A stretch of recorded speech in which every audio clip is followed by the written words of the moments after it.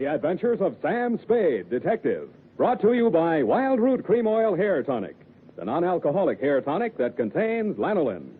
Wild Root Cream Oil, again and again, the choice of men who put good grooming first.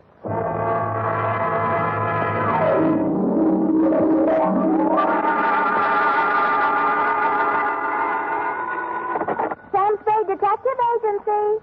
Same what, sweetheart? Oh, Sam, how did it go? Well, it wasn't exactly a 10-in-1 outfit. More of a mud show, dog and pony type, rag front. Sam, what are you talking about? Huh? And by the way, where were you last night? I missed the last bus in from the Cow Palace, so I had to do a star pitch. Connie talk after. Oh, if you think I'm going to ask what a star pitch is, you're mistaken. What were you doing at the Cow Palace? Oh, just fooling around. Oh. Sam? Yes? Sam? Yes? Sam? You ask too many questions. Sweetheart, in the patois of the carnival, I'll be right down to pitch my spiel my pitch, and make with the canvas and the Bluebeard caper.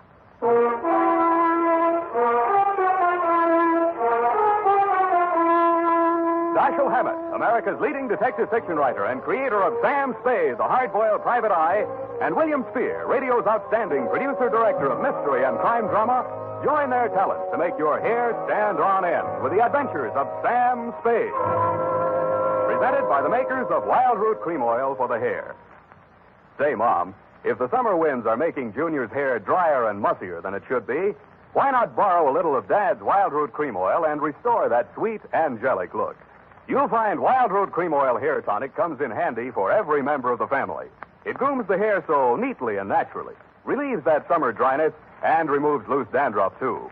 Better check on your supply right now. If it's running low, then tonight or tomorrow, first thing, get Wild Root Cream Oil Hair Tonic. Again and again, the choice of men who put good grooming first. And now, with Howard Duff starring as Spade, Wild Root brings to the air the greatest private detective of them all in the adventures of Sam Spade.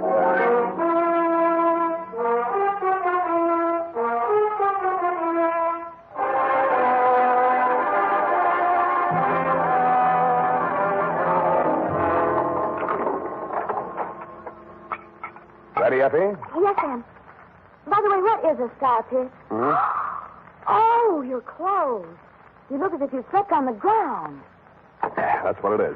Date, August 8, 1948, to Detective Lieutenant Dundee, Homicide Detail, San Francisco Police. From Samuel Spade, license number 127596. Subject, the Bluebeard caper. I will not offer as an extenuating circumstance the fact that business is bad all over. But it is true that I've been sitting in my office for 4 hours and the phone had not rung once. This one didn't phone. From the looks of him, he didn't have the required nickel. But the hangover he was wearing under his eyes had cost someone a pretty penny, so I figured his credit might be good somewhere. Mr. Spade? Yeah? Oh, my head. Here. Try this. Oh. Want it mixed? Oh, no, soda. I couldn't stand the noise. Where'd you wake up? In these same clothes. Figures.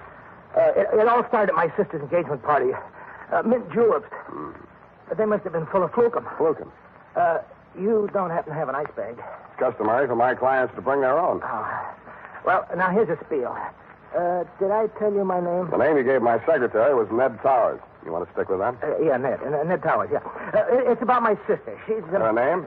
Sylvia. Sylvia Towers. Sylvia Towers, yeah. But it's not about her, really. It's about that Bluebird. I mean, Bluebeard. She's married. Jefferson Davis Calhoun. What about him? Oh, that marriage has got to be stopped. I found out that his name's not Calhoun at all. That he's been married 3 times under 3 different names. And that all his wives died mysteriously. And that he collected their insurance. And now he's talked my sister into insuring herself for $100,000 in his favor. When did you learn all this? In a barber shop yesterday. Oh. I went in to get a manicure, and I picked up this old detective magazine. Here's his picture. Oh, look at it. I'd heard of the case. In his heyday, the papers had called him the Mint Julep Romeo. And any name he happened to be using at the time had Colonel in front of it. None of his 3 wives had survived the honeymoon. Wife number 1, an aviatrix, bailed out at 10,000 feet over Mount Hood along with her husband. His parachute opened, hers didn't. They found the body the following spring. Wife number 2, a snake dancer, died of snake bite when she squared off with a full-fanged diamondback instead of her usual non-poisonous partner.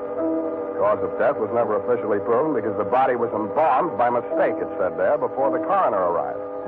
And finally, number 3, a professional stunt woman disappeared over Niagara Falls in a beer keg instead of her specially designed barrel and was never seen again. Well, Mr. Spade? Yeah, but are you sure your sister's fiancé, this Calhoun, is the same guy? Well, here's a picture of them together. It's their engagement photograph. What do you think? Brunette? My sister? Redhead. That's him on the left. Redhead? Well, Mr. Towers, are we going to sit idly by and see another poor girl go to her death? How much money you got? About $100. I'll take 50 now. You are going to help. How much does she already know? I tried to tell her. She's beautiful. She wouldn't even listen. I thought she might listen to you. I pray she will, Ned. I pray she will.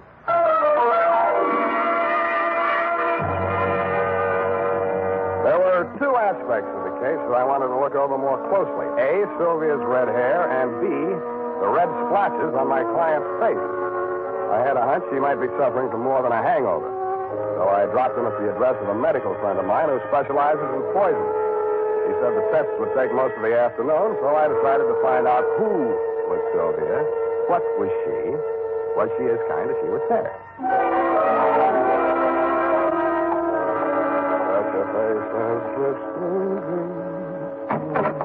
Yes? Yes. I beg your pardon. Miss Towers? Yes, I'm Sylvia Towers. Are you the florist? You're expecting maybe a detective? Come in. Thanks, I will. Well, as a matter of fact, I wasn't expecting a florist or anyone else. But I'm glad to see you. I really am. Huh? Sit down here. They're just relaxing. Oh, no, over here. Oh. Well, why not? There. Isn't this more cozy? Take your hat off. Oh. You have me believing you really are a detective. What do I look like? Well, I'll have to mull it over. Now, don't tell me. Let me dream. Look, Sylvia, Miss Powers, I mean. Oh, Sylvia, I like the way you dress. Nice and casual. Oh, you do? But, you know, you really should wear a handkerchief. Hey. You're ticklish. Well, look, if you want to frisk me, get it over with. It's your apartment. You got a right to. Well, isn't this way nice? Sure, it's fine. It's just that, well, you know, I just didn't expect. I just didn't expect. Well, what do you want, a butterfly act? No, it's just that my feelings have hurt you. Haven't asked me who I am or what I'm doing here or anything. Oh, I don't care. I like you. Is this how you got engaged to Calhoun? No, he was selling some phony stock certificates, so I bought a few. They were phony, so you bought a few. Figures. He'd had bad luck with marriage. It was the only way I could force the issue. You're forcing him into marrying you? Darling, don't be so critical. I did it very nicely. I'm sure you did, but why? Oh, I don't know. He's so courtly. A real Southern gentleman. How real? Hand me that cushion, darling. Oh. Oh, no, here, behind my head. Oh. Oh, that's better. Oh, don't go away. Why do you want to be number 4 on the Bluebeard parade? Oh, do you really think he did kill him? Oh, that's one of 2 theories. He's a dead, or he didn't. Oh, I love your hair. So nice, bristly. Does this bother you? Yeah, but don't stop. Now, wait a minute. Look, I got my client to think about, and I'm trying to think about it. Darling. I didn't want to take this assignment, but he really seemed to be worried about you. Oh, now, who on earth would be worried about me? I'm a little worried about you myself, and I'm not even distantly related to you. Well, don't say that yet. This marriage may not last long. Don't you say that. Oh, I know his marital life has been full of tragedy. But I'm not superstitious. I think I may change his luck. Okay, Sylvia, okay, it's your life. I told your brother I'd talk to you, and I have. My brother? Yeah, Ned. I think maybe your boyfriend tried to poison him last night. Oh, no. Oh, Jeff, you're just in time. Well, my dear, we will discuss this further in private. I have only this to say at the present time. In the South, it is not customary for a lady to receive a gentleman alone just prior to her marriage to another gentleman. But, Jeff... I know your motives were pure and innocent. Customs differ, that's all. I am Colonel Calhoun at your service, sir. I'll call you when I need you. I'm afraid I must ask you to remain. Sylvia? Oh, Jeff, I meant to tell you. It was just a flirtation. Yeah, that's I didn't all. think it... You mean Well, she didn't think. he made certain proposals? Well, what could I do? What could she do? You said there were things in your past, Jeff. Yeah, that's what I said. Things that... Oh, Well, there, my dear. It was blackmail. That's all it was. I did it for you. Go to your Did it for chambers, you. Sylvia. I will deal with this adventurer. If this were the South, there would be better ways, but never fear. Where there's a Calhoun, there, too, you will find Southern chivalry. Please. No, Jeff. Phone the police. Sylvia, I must insist that you do as I say. Very well, Jeff. You know best. Yeah. Well, sir, how about you and me putting our heads together over little old mint julep, huh? Thanks, I'm not thirsty. What's the pitch, Colonel? How come your girlfriend yelled, "Hey, Rube," just now? What is your asking price, sir? What's your bid? $5,000 now, $5,000 after she's buried, $20,000 after the insurance people pays off. No dice. Caper's worth $100,000. 50 for me, 50 for you. That is out of the question, sir. Okay, from here I go to the cops. Now, son, let's not be hasty about this. It will require a slight change of plan, but I reckon I can swing it. All right, 50-50. When are you going to knock her off? You want her to fly the coop? Is there another way out of here? Well, not that I know of, but she's crafty. She's crafty. Well, come on, let's get it over. Yes, you're right. Maybe now or never. That's right. Sylvia? Wait a minute. Come here. What is it? How are you going to do it? Well, hit her with this and then out the window. Let me see, then. See? That's got quite a heft to it. Where'd you get this set? Souvenir of Niagara Falls. Know where you're going to get it? Why, you Yankee!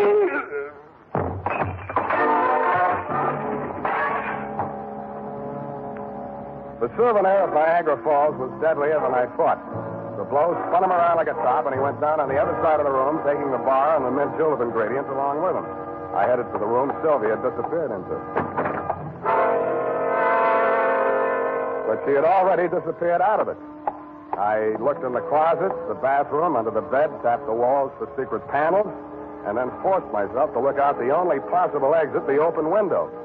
10 stories, sheer drop to the street. 2 stories, sheer unclimbable masonry to the roof. Now get this, Dundee.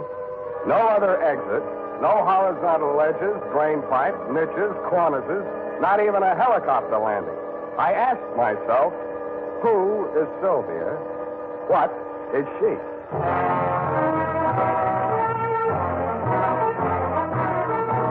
The makers of Wild Root Cream Oil are presenting the weekly Sunday adventure of Dashiell Hammett's famous private detective, Sam Spade.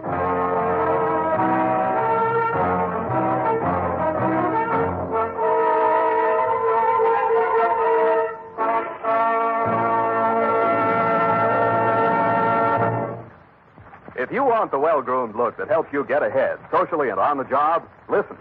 Recently, thousands of people from coast to coast who bought Wild Root Cream Oil for the first time were asked, how does Wild Root Cream Oil compare with the hair tonic you previously used? Better than 4 out of 5 who replied said they preferred Wild Root Cream Oil. And no wonder. Wild Root Cream Oil grooms the hair neatly and naturally, relieves annoying dryness, and removes loose dandruff. What's more, non-alcoholic Wild Root Cream Oil is the only leading hair tonic that contains soothing lanolin. So ask for Wild Root Cream Oil Hair Tonic. Again and again, the choice of men who put good grooming first. By the way, smart girls use Wild Root Cream Oil, too. And mothers say it's grand for training children's hair.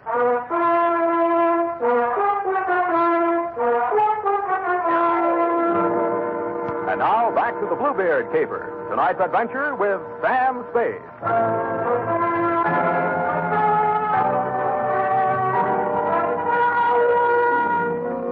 There was no use wasting any time trying to figure out how Sylvia had done whatever she had done to escape from that escape-proof room.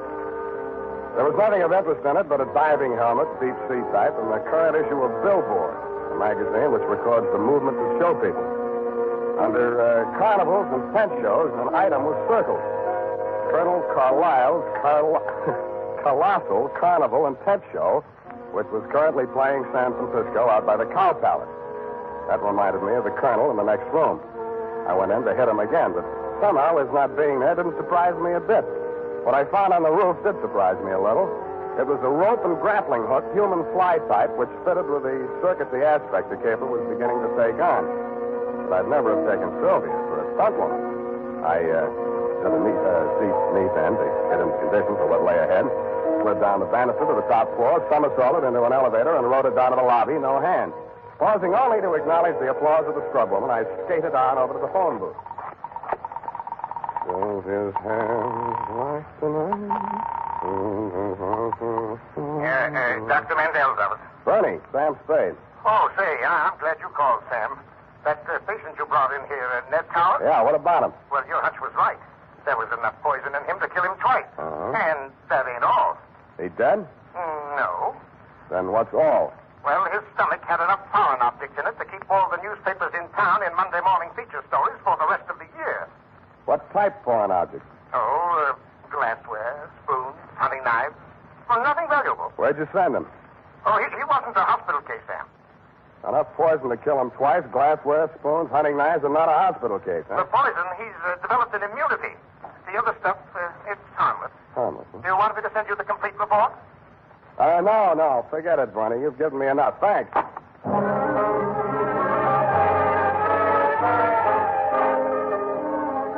From then on, Dundee, it was mostly entertainment. I headed for the carnival grounds outside the town, and Colonel Carlisle's Carlossal Carnival in Pinchot unfolded before my very eyes just west of the Cow Palace. Brought to you in the interest of artistic endeavor. Mademoiselle Mahala, the favorite dancing girl of the Sultan of Zanzibar, brought direct from the perfume gardens of the Mystic Orient. Every muscle of a gorgeous body. And now, ladies and gentlemen, in the interest of science and the furtherance of national defense, one of the medical miracles of the 20th century. Ladies and gentlemen, a man with the iron stomach and the asbestos esophagus, Professor Tilator. Professor, if you please, sir, give the folks a sample of your control over the fiery element. I will light the torch. And the to the professor. And now, Professor, if you will kindly... The coach dancer left me cold, but the fire-eating professor was hot. It was none other than my client, the man who called himself Ned Towers. I moved as close to the platform as I could without setting fire to myself and caught his eye. When he caught mine, it singed my eyelashes. Hey, scramble, I got my exit door. I can't talk to nobody. Where's the colonel? There ain't any colonel, just for the banner tack. Where's your sister? I ain't got no sister. Then who is Sylvia? Hey, do me a favor, Shamus. Keep the 50 and forget the whole pitch. Now be it, Oh, huh? I want to see the show. Okay, you paid for your duck. Tear your eyes out if you want to. Okay, but just start squawking. They're drifting away. And, ladies and gentlemen, that was only a sample. Only a sample. Why, he eats the stone and throws the beach away. And he uses powdered poison on his soft-boiled eggs. Now tell me, if you will, is there a doctor in the crowd? I drifted on down the midway. There was Boona, Nature Boy, Gilda and Hilda, the Siamese twins. There was Shorty, the fat man, and Fatty, the short man, a bearded lady, and several natural freaks of nature. At the very end, there was the big canvas enclosure. The act was called the Three Death-Defying Darlings. From the noise inside, I judged that to be an understatement.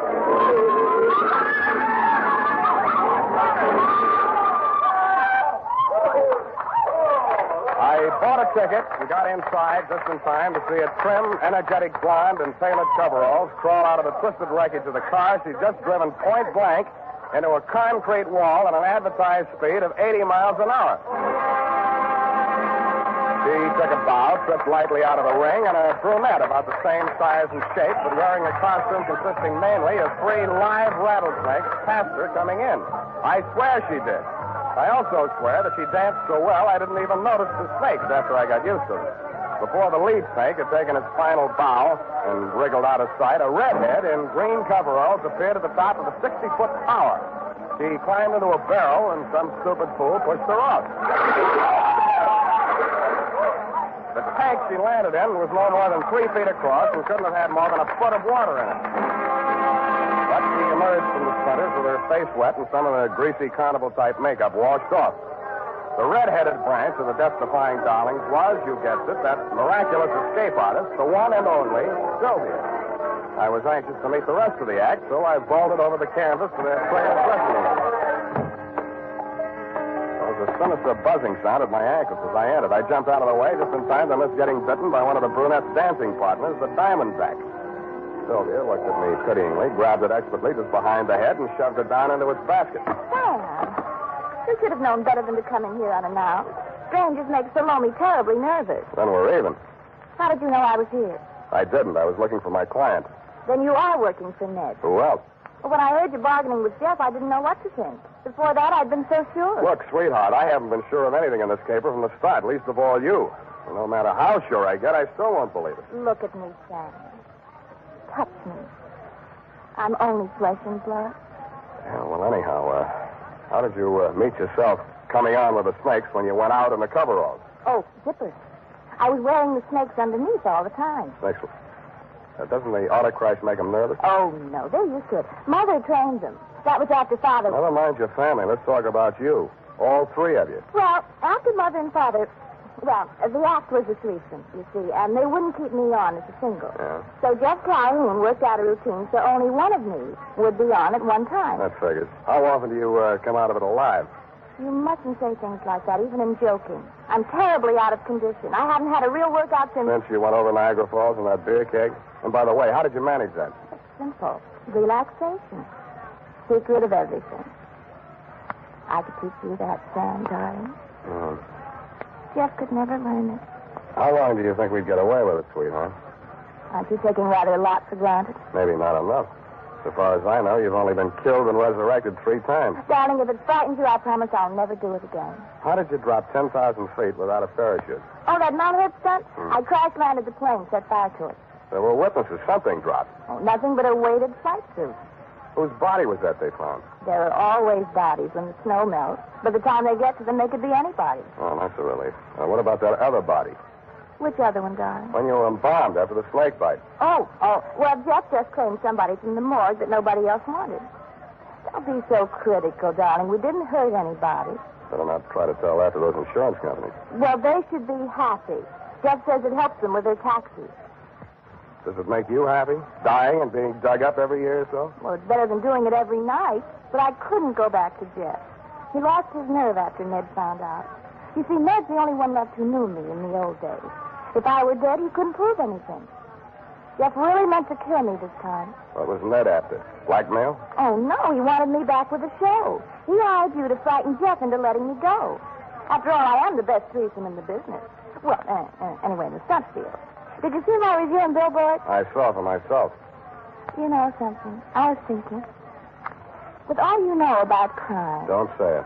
But, darling, it's so easy. And we could have a honeymoon every time I came back and we got married again. Thanks for the offer, but if I get married, I want my wife to stay alive every night. But I wouldn't really be dead. Only legally, for the insurance. Only legally, Sam. Come here. Sam, darling. Look, sweetheart, let's not relax. You're not safe. Not as long as that insurance policy's floating around with Jeff's name on it as beneficiary. He'd never think of looking for me here. Well, the same. You better take that policy into town in the morning and make some changes. Where is it? Oh, it's in my safe. You got a safe here in this trailer? Well, it's just a secret place. I only call it a safe. But it is safe. Here, I thought I'd find you here. But I hardly expected to see Mr. Spade. You don't surprise me a bit, Bluebeard. Hello, Jeff. Sit down and stop waving that revolver. What do you want? That policy. I heard every word you two have been saying. Not that piece of paper means anything. You won't even be around when the bank's open. But having the original policy in my hand will save a lot of delay and red tape. Of course, Jeff. Where is it? Oh, what's the use? It's in the basket, right by the side of your chair. Wait a minute. Don't move, Spade. If you do, I'll blast you. Listen to me. Don't raise that This lid. is safe. Still a child, aren't you, Sylvia? Don't do it, Calhoun. Don't do it.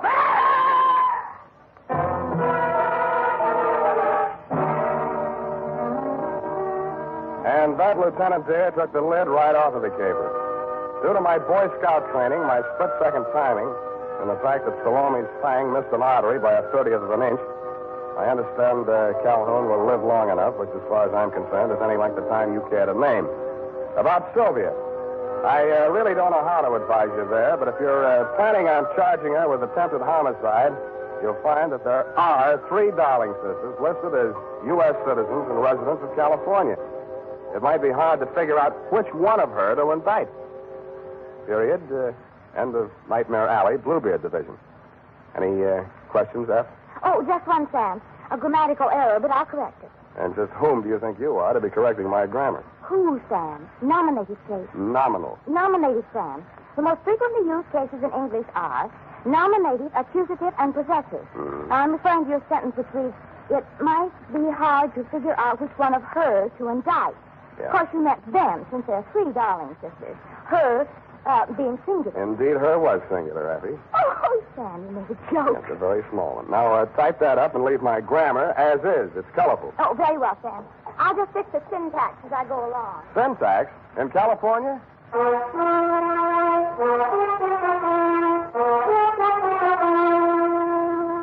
Say, are you looking for a hair tonic that will groom your hair neatly and naturally? Then you're looking for Wild Root Cream Oil. Want a hair tonic that relieves annoying dryness? Get Wild Root Cream Oil. Like a hair tonic that removes loose, ugly dandruff? The answer again is Wild Root Cream Oil, the famous hair tonic that gives you the big advantages men consider most important. Step up to your drug or toilet goods counter first chance you get and ask for Wild Root Cream Oil in the big economy bottle and the handy new tube that's easy to pack when you travel. Also, ask your barber for a professional application of Wild Root Cream Oil hair tonic. Again and again, the choice of men who put good grooming first.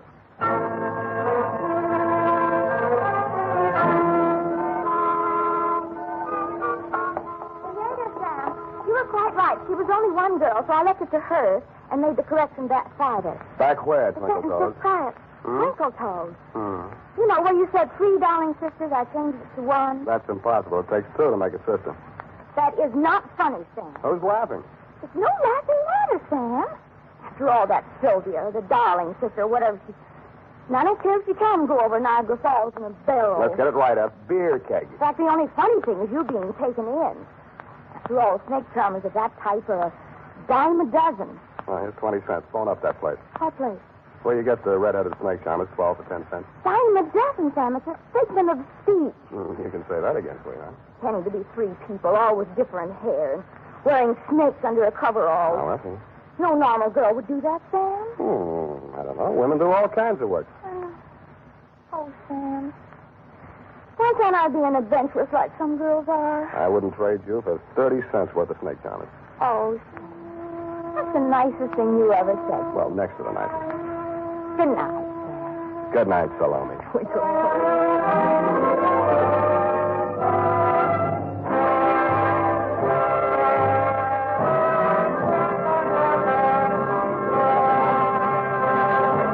The Adventures of Sam Spade, Dashiell Hammett's famous private detective, are produced and directed by William Spear. Sam Spade is played by Howard Duff. Lorene Tuttle is Effie.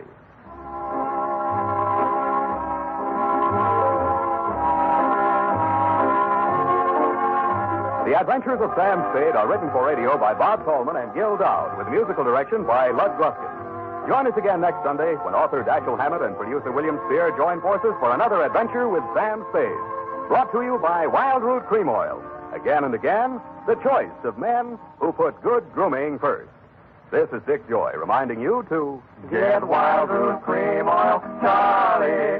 It keeps your hair in trim.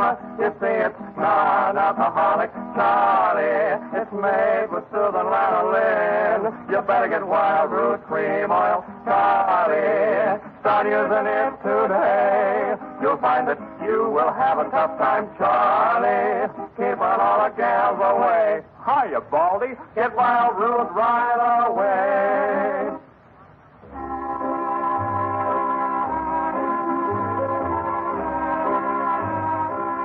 This is CBS, the Columbia Broadcasting System.